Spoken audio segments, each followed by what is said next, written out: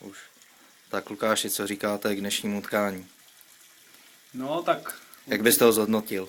Tak určite náročný zápas dneska. A myslím, že Kubo bol dneska osratý.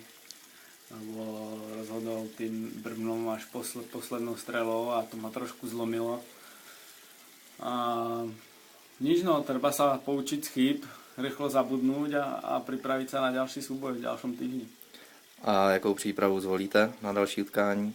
No tak ja som teraz v plnej záťaži, vlastne posilovňa, spinning, schody, venujem tomu veškerú svoju prípravu, idem tam do toho naplno, takže nebudem nič meniť a budem dúfať, že sa prikloní to šťastíčko a spolu s tým srdiečkom sa mi podarí vyhrať tretí zápas, ktorý bude dôležitý.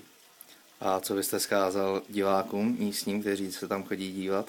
Tak určite by som odkázal to, aby ma pozbudzovali. Videl som tam dneska pár faniniek, aj tie podprsenky, čo pristali na ľadovej ploche, ma strašne potešili. Prosím vás, nenoste mi plišákov a fandite mi ďalej, ako ste fandili. Budem len rád. Děkuji za rozhovor. Díky.